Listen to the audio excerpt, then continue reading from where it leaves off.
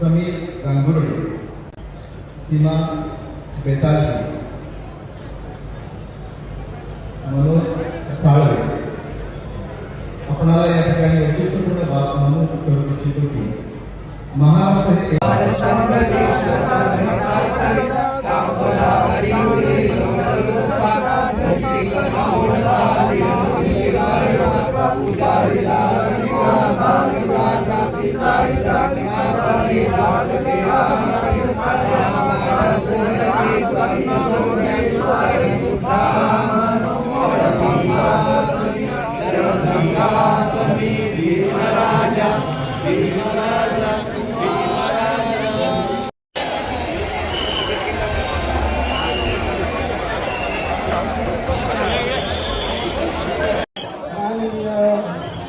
मुख्यमंत्री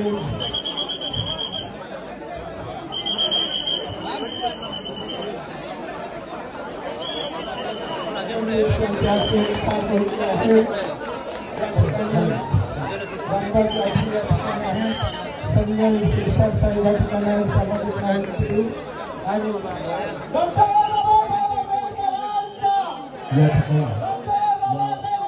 ऐतिहासिक स्तरावरती सामाजिक समतेचा होकार दिला.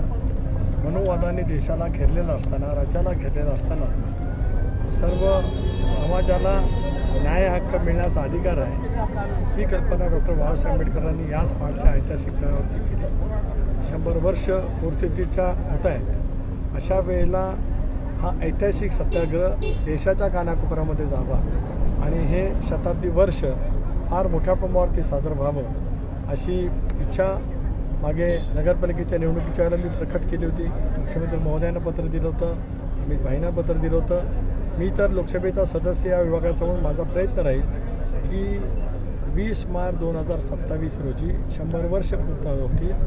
त्यावेळेला संविधान ज्या देशाला मिळालं, संसदीय लोकशाही प्रणाली व्यवस्था ज्या देशाला भारतरत्न डॉक्टर बाबासाहेब आंबेडकरांनी दिली, अशा या 20 मार्च 2027 रोजी गौरवशाली भारताचे पंतप्रधान नरेंद्र मोदी साहेब यांनी या ऐतिहासिक क्षणाचं साक्षीदार व्हावं अशी विनंती पुढच्या आठवड्यात ज्यावेळेला मी लोकसभेच्या अधिवेशनाला जाईल त्यावेळेला पंतप्रधान महोदयांना करणार आहे. आज 57 कोटी रुपयाचा आराखडा मंजूर केला. त्याच्याबद्दल राज्य सरकारचे मुख्यमंत्री देवेंद्रजी फडणवीस, एकनाथराव शिंदे, सुनेत्रा बहिणी, अजितदादा त्या कालावधीमध्ये त्यांच्याकडे मागणी केली होती आणि मी विनंती केली होती की अर्थसंकल्पीय भाषणात या ऐतिहासिक क्षणाचा उल्लेख त्या ठिकाणी व्हावा. मुख्यमंत्री महोदयांनी अर्थसंकल्पात केला, त्याच्याबद्दल मुख्यमंत्री महोदयांचे मी मनापासून आभार मानतो. माझी दुसरी मागणी सरकारकडे आहे, केंद्र सरकारकडे आहे. एक विशेष निधी यासाठी उपलब्ध व्हावा की आज 57 कोटी रुपयाचा विशेष निधी संजय शिरसाट यांनी सामाजिक न्याय विभागाच्या मार्फत उपलब्ध करून दिला आहे. 300 कोटी रुपयाचा एक आराखडा तयार केला जावा. याच्यासाठी महाडची भूमी एक ऐतिहासिक भूमी आहे. छत्रपती शिवरायांनी स्वातंत्र्याचा हुंकार हा सुद्धा शेकडो वर्षाच्या कालावधीच्या नंतर राजमाता जिजाऊंच्या पोटी जन्माला आल्यानंतर त्यांनी दिला. त्यांनी आपल्या स्वराज्याची राजधानी ही रायगड किल्ल्यावरती केली.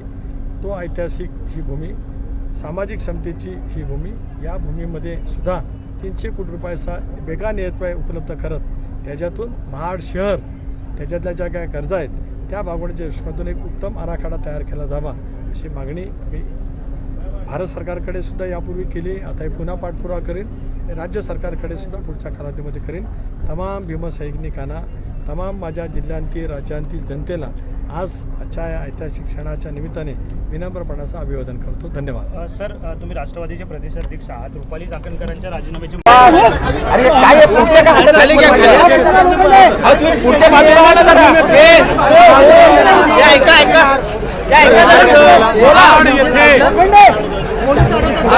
डॉक्टर बाबासाहेब आंबेडकरांनी संवाद तळ्याचा जो सत्याग्रह केला होता त्याच्या शताब्दीच्या निमित्ताने आम्ही आलेलो आहोत.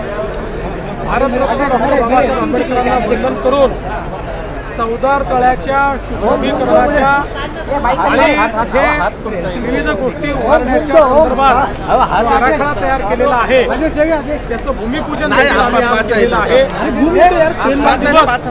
हा अत्यंत महत्त्वाचा दिवस आहे कारण भारताच्या इतिहासामध्ये चौदार तळ्याचा सत्याग्रह हा समतेच्या कडे भारताला नेणारा अशा प्रकारचा सत्याग्रह राहिलाय. मानवतेच्या दृष्टीनं जेव्हा मानव मानवाला मानव मानायला तयार नव्हता त्यावेळेस मानवतेची जाणीव करून देणारा अशा प्रकारचा सत्याग्रह आहे.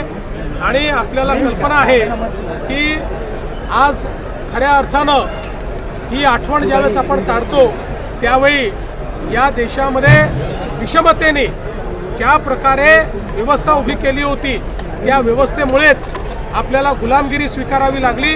आणि म्हणून कधीच आपल्या देशात ही विषमता येऊ नये अशा पद्धतीनं काम झालं पाहिजे. म्हणूनच आजच्या दिवसाचं महत्त्व आहे. आणि विशेषतः आपल्याला कल्पना आहे की सर्वात मोठा अपराध जर काही असेल तर तो अस्पृश्यता आणि विषमता असा हा अपराध आहे. आणि म्हणून आपल्या येणाऱ्या पिढ्यांना समता आणि विषमतेने झालेलं नुकसान या दोन्ही गोष्टी कळल्या पाहिजेत. या दृष्टीनं आजचा दिवस महत्त्वाचा आहे. आम्ही भारतरत्न डॉक्टर बाबासाहेब आंबेडकरांना आज अभिवादन केलं आहे. सर, जलशुद्धीकरण प्रकल्पाचं भूमिपूजन तुम्ही केलं. या ठिकाणाला खूप मोठं महत्त्व देखील आहे. यापुढच्या काळात सुद्धा काही विकासात्मक आराखडा नवीन नाही, स्थापन केवळ केला जाईल? जलशुद्धीकरण नाही आहे, त्याचा भरपूर विकास त्याच्यामध्ये आहे. त्यामुळे तो विकास आम्ही करणार आहोत. सर, दुसरं काय?